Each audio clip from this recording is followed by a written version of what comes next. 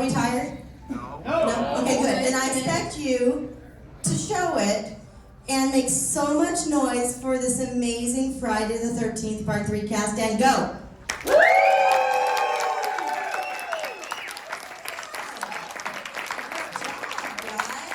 job. Okay, can we try one more time then? Really? One more. Let's bring it up a little bit. Ready? 1, 2, 3.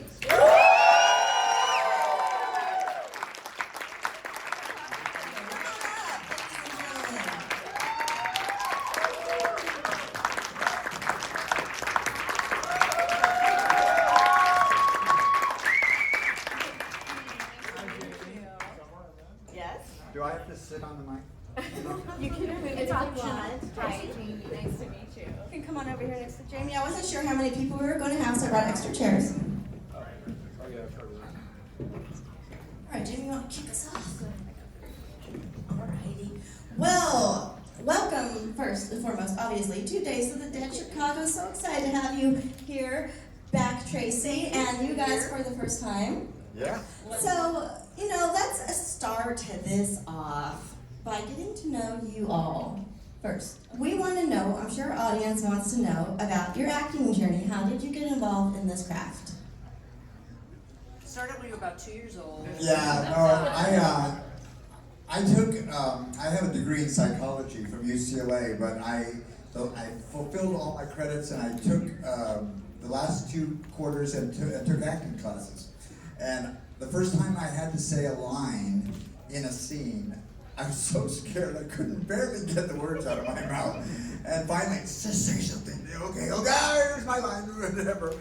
And you are either challenged in situations like that, or you are fearful and you run away from it. Well, I was challenged, and that's how I got it. I have a very funny story how I got that first role, and I'll let these guys talk, I promise. But I met a writer on General Hospital, and my mother had a cooking show on TV.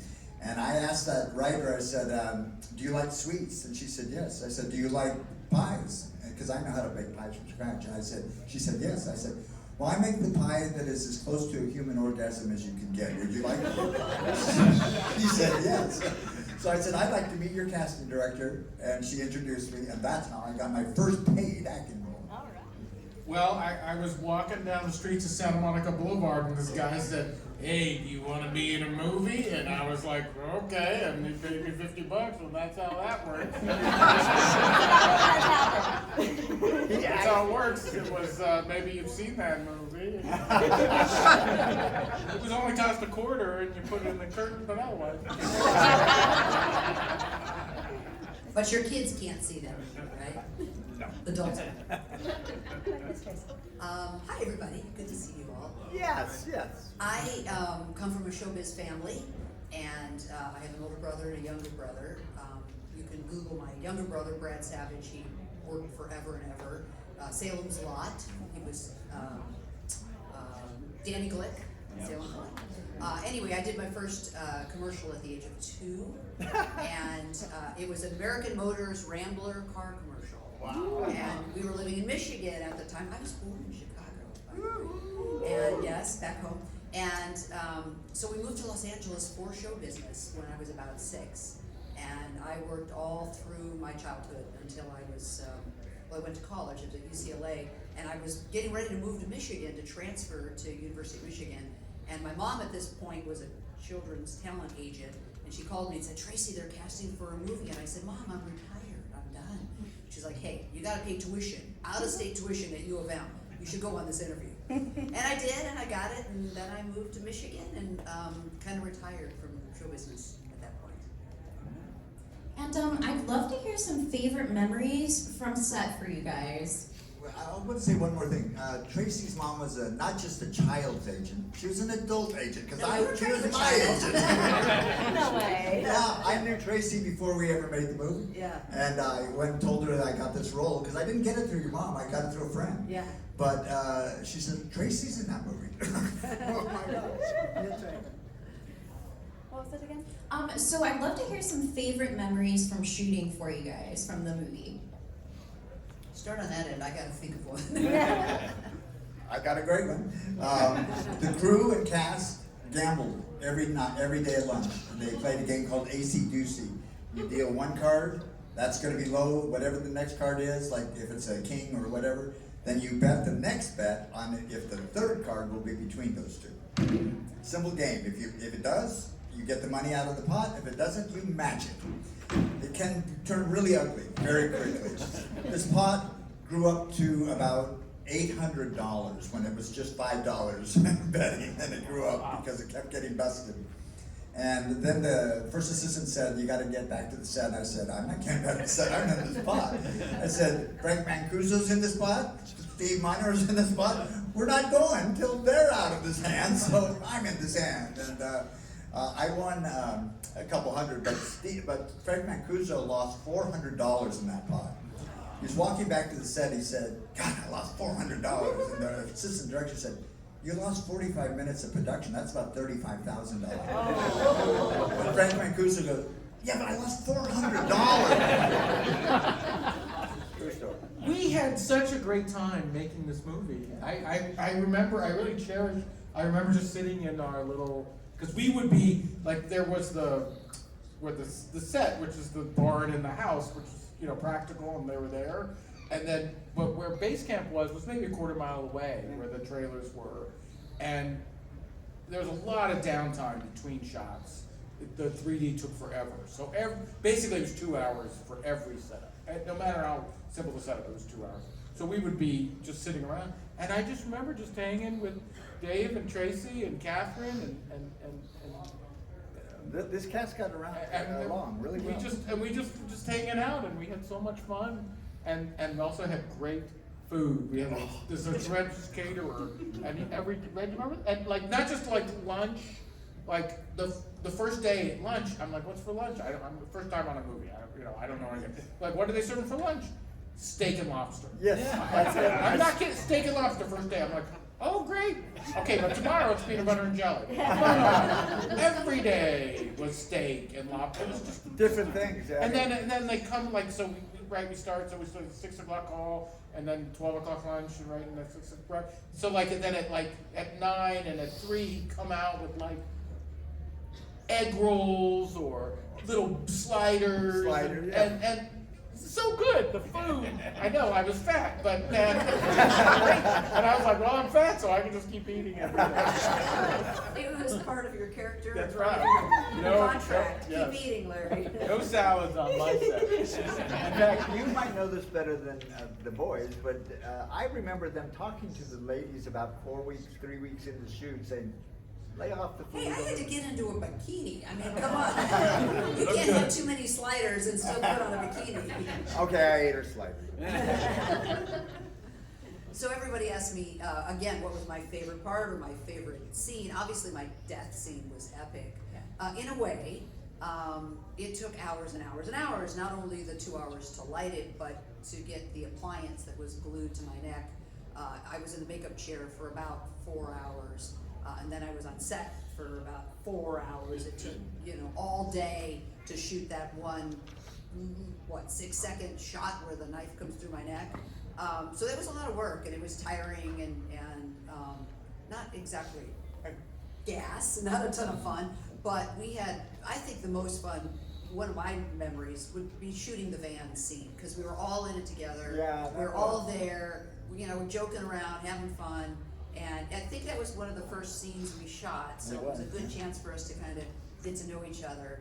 And I mean, how can you not have fun when you're on a set with, 8 funny goofballs? Yeah, 8 teenagers or slightly older. Okay, slightly older. Had to bring it up. I'm looking at you, David.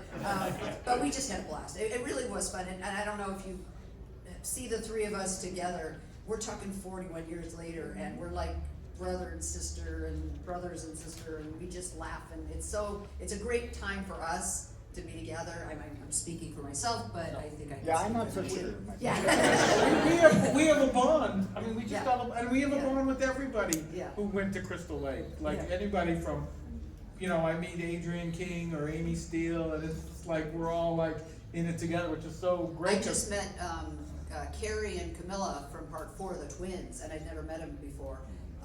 And we were at a show together, and they are just awesome, and they're, you know, they're so nice, and they live near me, and we were just like, wow, I can't believe it's 40 years later, and like, they have the same kind of awe that I do.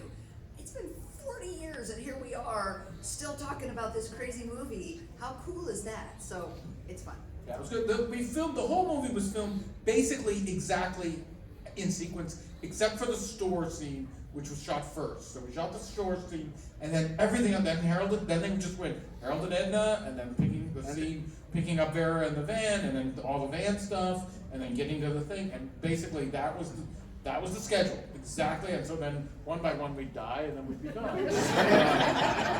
It is unusual in a movie that they shoot it in sequence. That doesn't happen often. But it really helped, I think. It was good for us. So tell me about some of the challenges in shooting in 3D, because it was pretty revolutionary technology, and I imagine the camera was not as high-tech as it is now, right? You want to tell it? Well, so they were using a brand. It was not the red blue 3D. It was one of the first of the polarized 3D, the clear glasses. So if you saw it in the theater, I don't know if many of you were not live, but those of you who were, and next day too, and saw it in the theater, it was the clear glasses. So they were doing a brand new thing. That caused a lot of problems for them, for the crew. We were not, we just had to sit there and wait while they got the shot. And like I said, it took 2 hours you do a master shot, and then you do a close up and do the reverse, and everything just took 2 hours between takes. But otherwise, for us, it wasn't that different, except one, we had to do the specific 3D things, like throw the wallet at the camera. It's like, you gotta hit the camera, you gotta, again, or, How many times did I get a yo-yo? That yo-yo scene was the best thing, because I wasn't in the scene, but I got 5 extra days of work because of the delays over those scenes. So I love the popcorn. yeah, The popcorn looked difficult. Yeah. that wasn't difficult, but No. it was fun and tasty.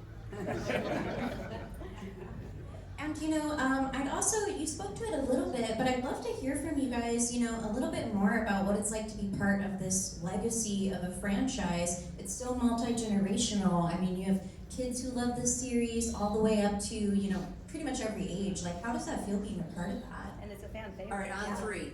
Amazing. I mean, none of us thought this would be in our lives more than a year after it was done. And we're just shocked that this is so welcoming. And to me, it introduces me to a fan base that I didn't know. I didn't do a lot of horror. And so I think you guys are some of the best people in the world. You're very inclusive, you're very friendly and giving, and oh yeah, I'm sucking up, yeah. Yeah, but I think you also are some of the best looking people I've ever seen. And may I also say intelligent, but looks are deceiving. How many people in this room, by applause, read anything? I'm from Seattle. They recently had an article that said that the population of people who read anything is getting smaller every year. And the consequence of that is, I don't know, I didn't finish the article so long, but I listened to a podcast. That's a good one.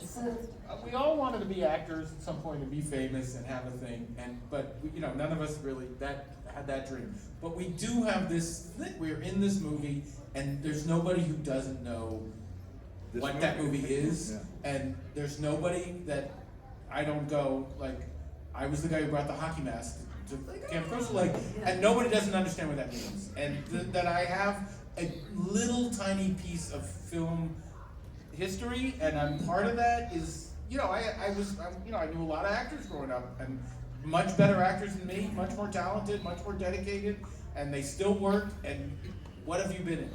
They can't, you would never know. I mean, it's not that it's this huge lucky thing that we get to have this legacy and come out and travel the country and see these and meet people we don't come here for the money, we get signed autographs. We come here because we like coming here. None of us would come if we didn't really enjoy coming out here and meeting people and having this interaction. This is the joy. Yeah. Everything else is the gravy. I mean, Totally agree. I want to say one quick thing. I was at a convention in I think it's my Lexington. turn, though. You're next, you're next. Calm down, David. Well, now I forgot what I was gonna say, go ahead. No, I could wait. No, there was a guy at the convention that I just went to, and he grizzled, hard life. He was a trucker type, whatever, and he comes up to my table and he puts his hand out and he shakes my hand and he almost breaks it. He goes, I had a shitty childhood, and you guys were the only entertainer in my life. And I just go, oh my God. So that kind of thing, how can you think you're gonna come into that? I don't know. I love it. Some of us had a shitty adulthood and it helped us there too, I'm just saying. Well, Some of us had a shitty adulthood and it helped us there too. Yeah, there's no fix for that. I'm a college professor in Los Angeles, and I teach journalism and I teach video production. My students are 18, 19, 20 years old, and nothing breaks the ice faster with my students than to mention, my past and my experience in Friday the 13th. And you can always know the fans that are in my class. Their eyes light up and they, what? That's my teacher. I love it. It's the greatest thing. It's so fun. When I first became a journalist, in the first few years, I didn't really mention the movie much because I was really trying to be taken seriously as a news reporter, and I didn't want people just to think, oh, I'm an actress, reporting the news, because I'd gone to college, and now it's all I talk about because it's fun. It's so great to be associated with really a piece of history and a cult classic, and it's every generation of young people that love the genre, and so I'm just thrilled to be a part of it. Yeah, you mentioned podcasts earlier in passing, but we have a podcast, The Dolls of Horror. In our podcast, we have segments we always get, such as favorite kill and fashion moment, but my favorite, and I think Jamie's is too, is Epic Line. Do you have any favorite epic lines? I know, you go first. Doesn't have to be your own. Your turn. Put your phone away and blast us. I have a favorite line, not from this movie, but I have a favorite line. oh, sorry, go ahead. Well, was it you, me, or the hammock? My favorite line is Rachel going, Shelly's dead!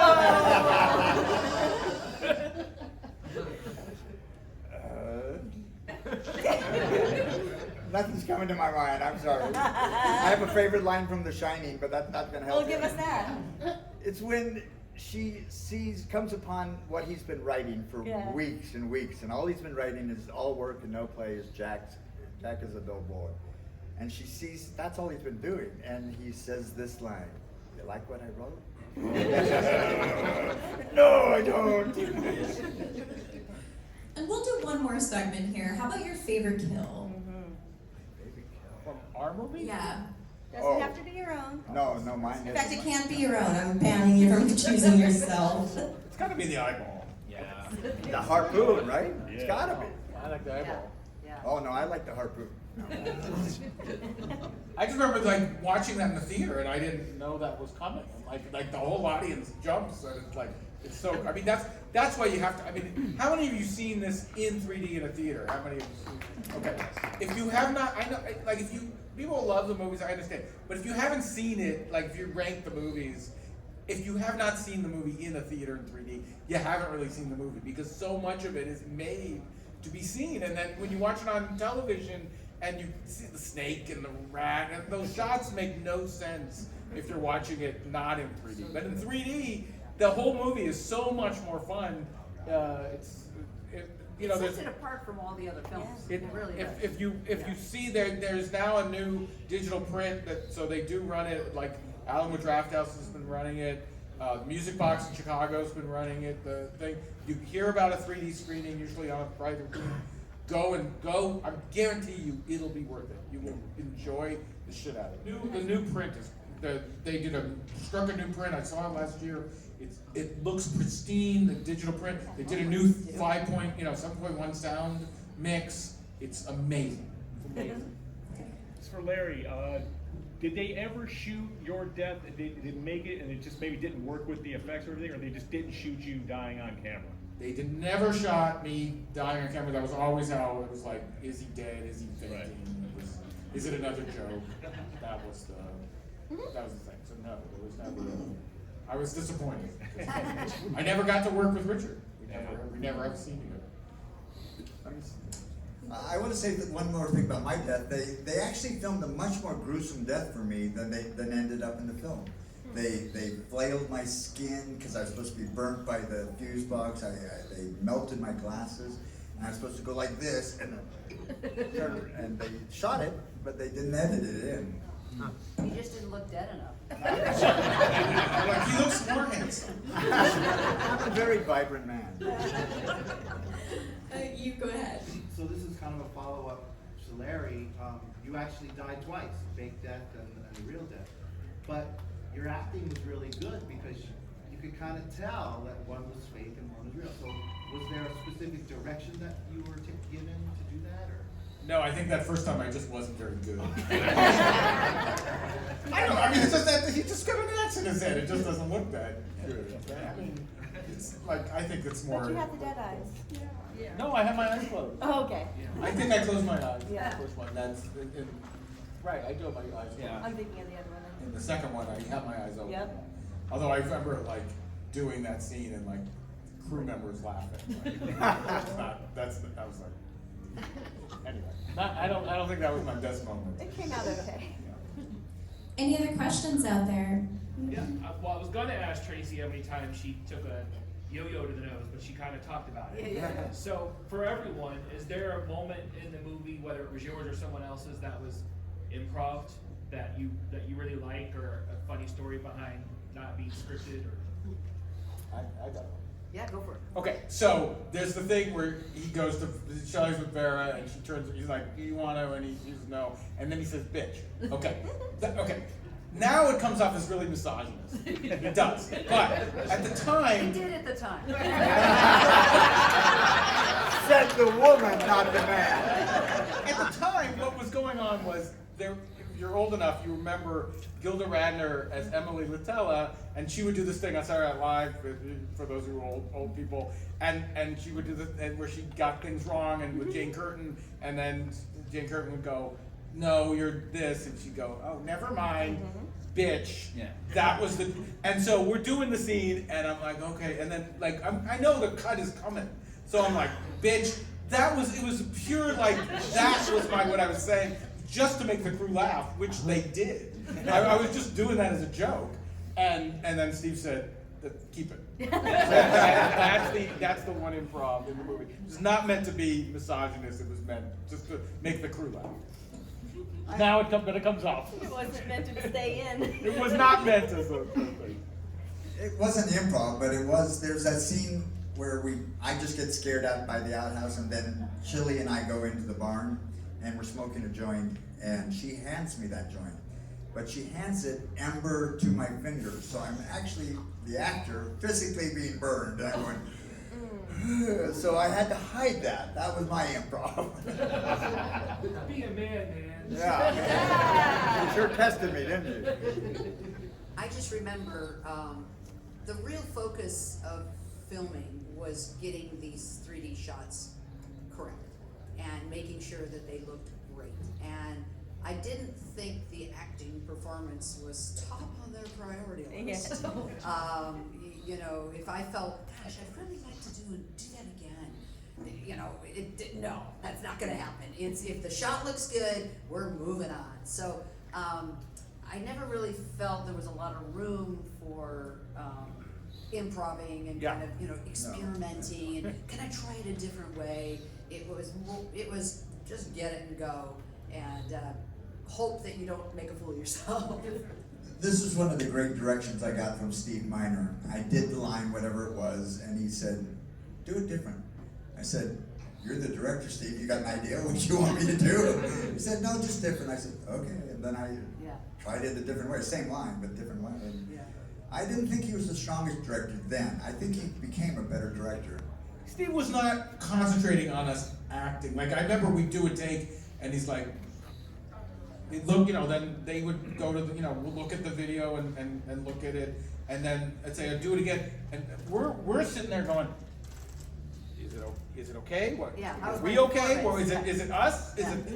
We got nothing. No. Because they were really just like, is the 3D shot working? That was, it was very technical. That's what they were focused on. We were just, luckily we were all superb masters of our craft and we carved out these iconic performances. Yeah. I was just stoned. I saw some more hands out there.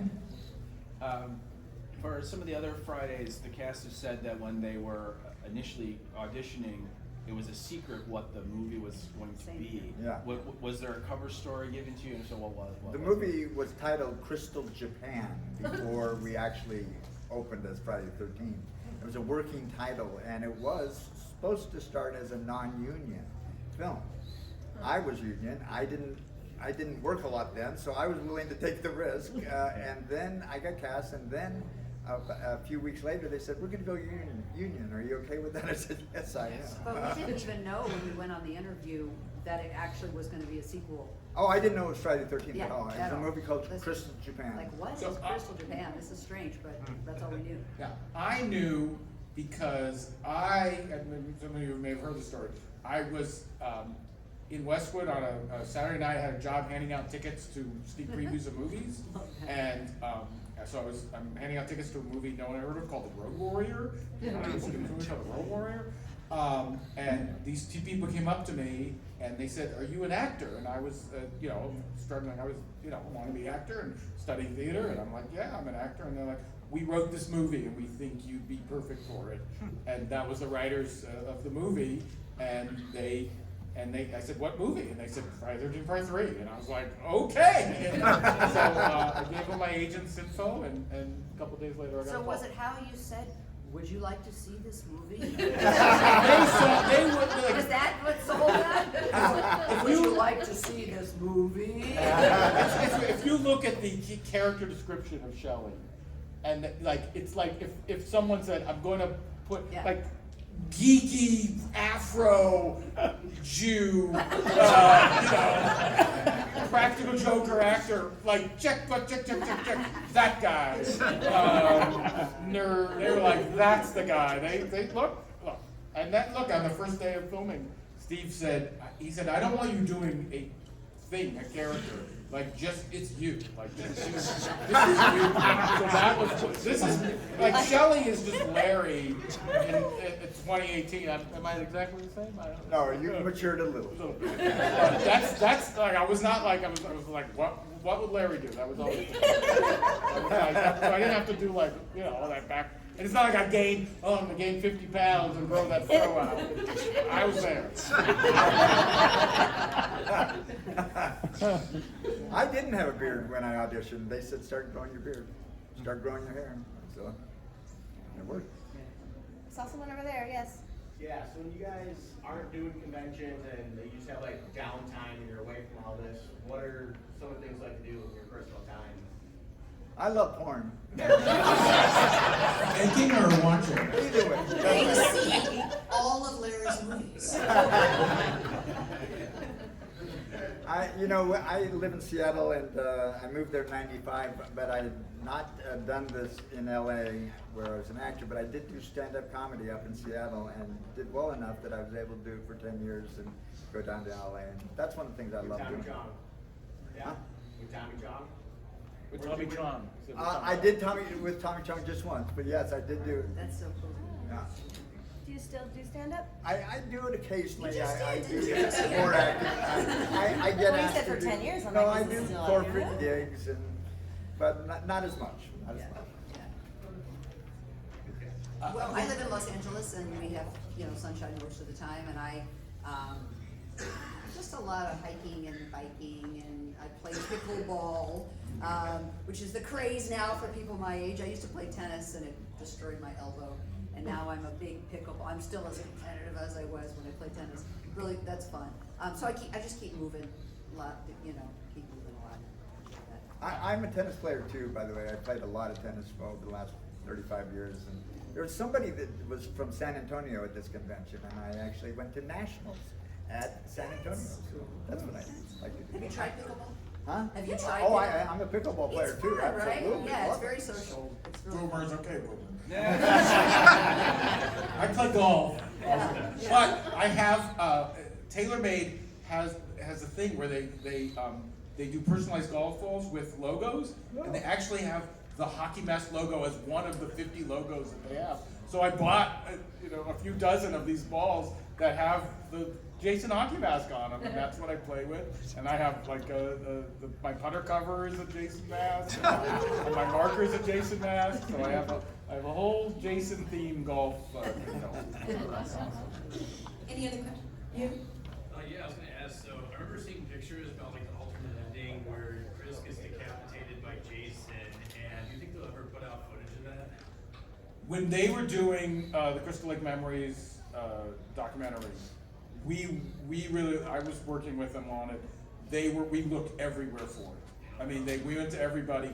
Nobody knows where it seems to have gotten destroyed. At least nobody knows where it is. I was there when they filmed it. It was a really amazing scene. So the way it worked was, she wakes up in the canoe, and then there's the Mrs. Voorhees drags her in. Instead, so she wakes up, and then she sees Jason in the window. Instead of seeing Jason in that window, she sees Rick in that window. And she's like, "Oh, Rick!" And she paddles over back to shore, and then she is walking in the front of the cabin, and you see Rick in the big window, inside, and she gets to the door, she opens the door, and instead of Rick, it's Jason, and he just takes her head off, and they built this whole thing with the fake head, and Dana had her head down and slashed it, and I watched them film it, and it was great, and I don't know why they didn't use it. I'm really, it was so much better than Mrs. Voorhees coming back made no sense at all. It was really good ending, and I really wish there are photos in the Crystal Lake Memories book, and you can find them online if you're interested. It was really interesting to watch. I wish they had used it. Yeah. All right, for Tracy, if Tracy Savage, the journalist, was reporting on the massacre in part 3, how would she start that news broadcast? Oh my God. Do this for Never I Come Home? 7 people have been brutally murdered at Crystal Lake. Were we at Crystal Lake? 12. Yeah, 12 people were brutally murdered, and police are searching for a hooded suspect wearing what we believe is a hockey mask.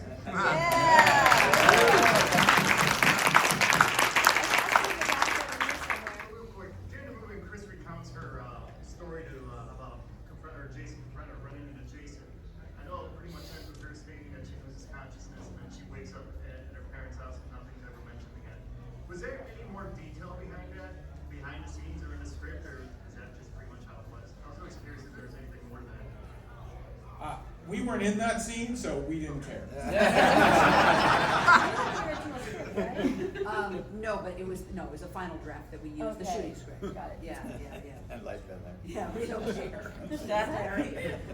And right next to you, yeah. Don't you think it's kind of funny that a hockey mask is associated more with Jason than it is actual hockey? Yeah. I'd say so. Yeah. What's the question? Yeah, your golf balls are really for Funny, the a hockey mask is NHL, you than hockey. right? They're not really about Larry, your golf balls are really for the National Hockey League. It's not really Jason. You've just decided that No, they're the part 3 mask. It's not just any hockey mask. They don't use those hockey masks You can anymore. believe that. You can believe that. No goalie uses those masks. Yeah, they don't. That's true. They would never use those That's a masks. good They use the point. cages now. Still have the Jason mask from the film, or what happened to that? I asked them for it. I remember asking them for it, and they were like, "No, you cannot have the mask." Nobody knows what happened to the original masks, which is, would be worth, $100,000 at least, the original mask. But nobody. It seems to have disappeared. I asked them, I did get to keep the fake axe from that first thing, so I have that in my office. I'm keeping that. So, actually, Richard Poker was here, maybe like 10 years ago.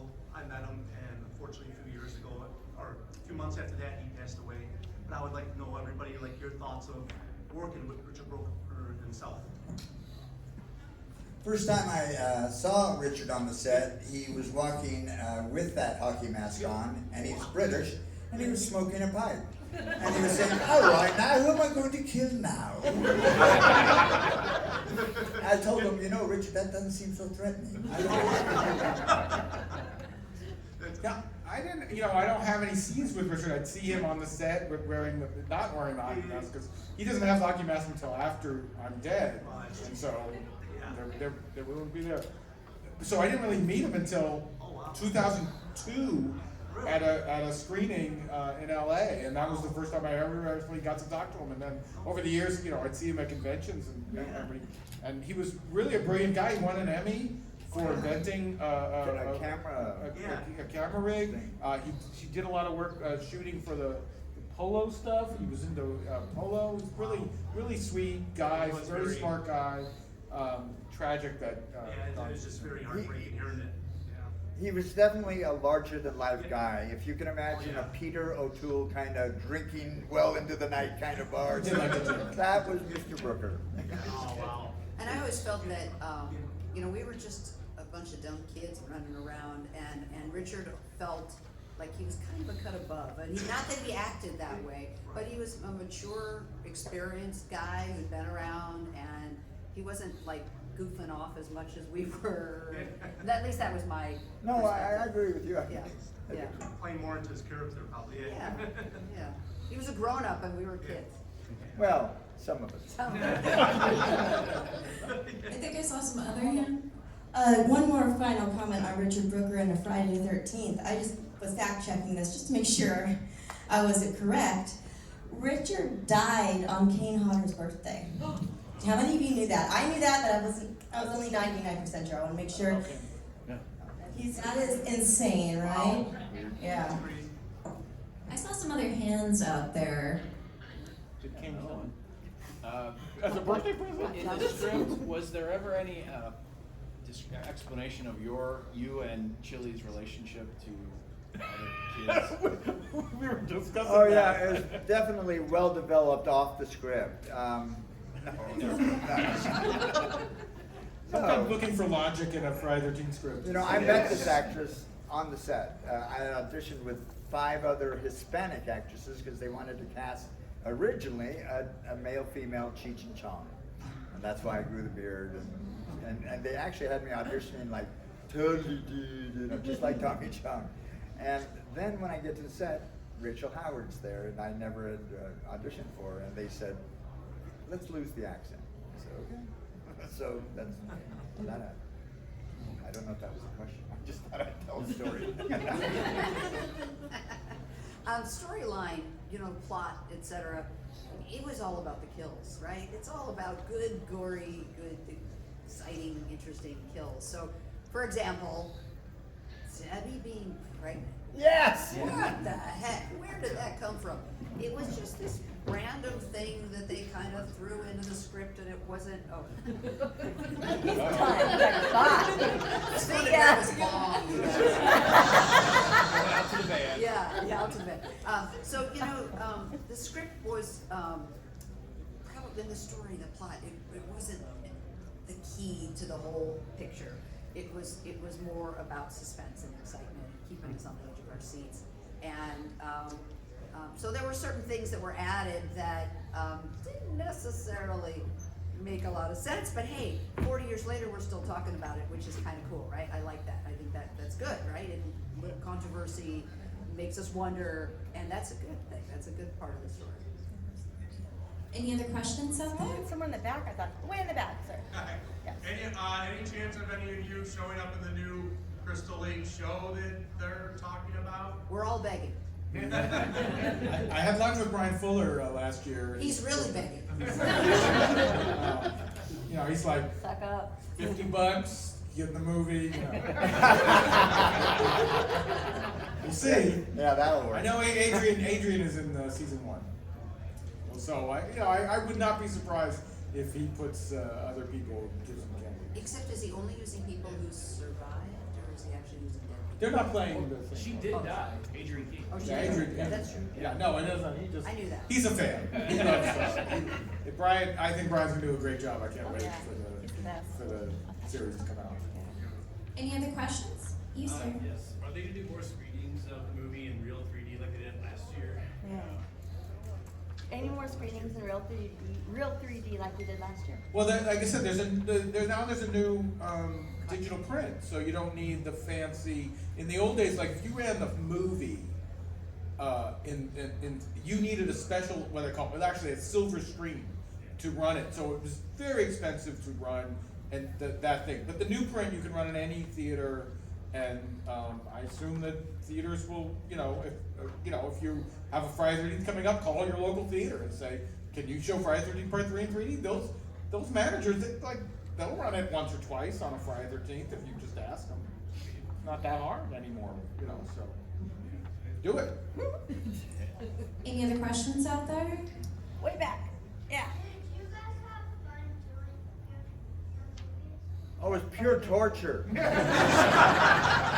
I'm brave and I suffered through it.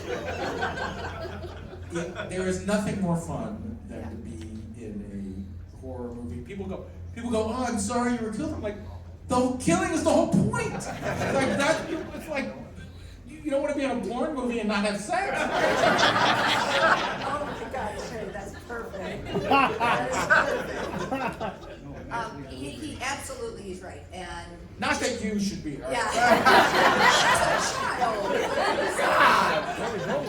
Take it back. We had so much fun every day, and movies can be really boring. It's a lot of sitting around, but when you're doing a horror film, I mean, it's awesome. And I'm going to take a little sidebar here. A few years ago, I got cast Deborah Voorhees, who has been in one of those films. I don't know which one, 6 or something. She wrote and produced a film called 13 Fanboy, and I came and played myself. Yeah. And I played a college professor, my last career, and anyway, it was really fun to work on this film. I hadn't really done any acting in decades, but my death scene was epic. If you haven't seen the movie, it was the greatest death scene ever, and I had so much fun shooting that scene. I was covered in blood from head to toe. Like, my skin was pink for weeks after because the blood soaked through my dress and my bra and my underwear. My entire body was pink, and I had to fly home that afternoon, and everything was pink. My hair, it was just like, it was so much fun. I couldn't have had more fun, doing that scene. So, doing a movie like this is a blast, and I'm very lucky and very fortunate to have had the opportunity to do it, and then come back and do something like that years later. What a blast! What a great experience. I just want to follow up on that. And the reason that you died in that is because you couldn't answer the trivia questions. Yes, well, I can't. Friday the 13th. That was true. I'm a huge fan. I couldn't answer those trivia There you questions. go. Thank you. Yeah, good for you. Good for you. Yeah, yeah. And would you guys consider yourselves fans of the genre, watching it? And if so, what are some of your favorite things about horror? I take the fifth. I'm a big fan of horror. I've always been a big fan. When I was a kid, I was into the Universal Monsters, and then I remember seeing Dawn of the Dead in the theaters in '79, and that was like a religious experience. It's just great. And I try and keep up and see, like this year we've had Talk to Me, which was so good, and Scream, the new Scream was great. Mm-hmm. And, just a lot of Evil Dead Rise. Evil Dead Rise was fantastic, and now I'm working with I'm a lawyer now, and I'm working with Damien Leone on Terrifier 3, and that's going to be awesome next year. So that's we're looking forward to that. A lot of stuff coming out. I'm also the attorney for the Amityville Horror, the Lutz family, and working on something with that. Like the actual family? Actual family, the Lutz family. That's awesome. That's a neat thing. I saw Night of the Living Dead when I was too young to see it. My brother took me to it, and it scared me to death. To this day, I still have PTSD from it. Mm-hmm. And I got to meet George Romero when I was at a convention. I don't know, 7 years ago, but it was right before he died. I don't remember exactly when he died, but so amazing to meet him. And I was like tongue-tied, and I went up to him and I said, "You have no idea the the impact you've had on my life. Your movie, I was a little girl, and I remember it like it was yesterday, and what an amazing experience to meet you. But my appreciation for horror pretty much ended after that movie, because it scared me so much that I couldn't stand the jump scares and I just can't even handle it. I can't watch them. So it did its job. yes, it did its job. It worked for you. Yeah, exactly. Well, I'm not saying that horror is my favorite genre, but good writing is. So I don't care what genre it is. If it makes sense and it gets me emotionally, I love it. So in horror, things that I like in terms of good writing is things like The Shining, or anything that can scare you just with the words. Not with the blood and guts. I guess that's where I lean. And to wrap us up, I would love to know, because this is always such a fun question to hear answers for, is there a moment on any set, not just this one, that has taught you something important? What? That has taught you something important? Cool. I gotta think about it. Take the props if you can. The most important lesson. As a lawyer, when you say steal the props as an attorney? Steal the props. My best friend's a prop man, I can tell you. Steal the props. Yeah. Well, I mean, like they always say in any industry, but especially in showbiz, you just never ever burn any bridges, ever. I don't care how awful they are, and I tell my students this too. You're going to work in the business if people like you, if they want to work with you. And more so than how skilled you are. If you're a nice person and you get along with people and you're a team player and you have a good attitude and you come to work with a smile and you finish the day with a smile and you're just cooperative, because when you're on a set, it can be 16, 18-hour days, and if you're on location, it's 6 days a week, and it can go for 8 to 10 to 12 weeks, and you hate each other by the end of the, you could, and especially if you're not nice, you're going to have a problem. You're not going to keep working, and so it's an important lesson that anybody who's working in the industry, probably in any industry, but especially in showbiz, because you become a family. I mean, you're really pushed together and thrown together, and you're working long hours, and can be stressful if you're trying to get the shot and you're trying to beat the sunset while there's still daylight, and it can be a lot of money at stake, and so you just better be a nice person, because you won't get hired back. Even if you're brilliant, they're not going to hire you back. That is the most important lesson in the industry. Yeah. It is In life, how you really, are though. Yeah, right. viewed, and you're viewed well if you are a team player. Yeah. It has gotten me work. Yeah. So I don't know how David keeps working. How does that happen? David, do you have anything else you want to add to that? Just that I'm a good actor and I can fake it. All right, so give it up.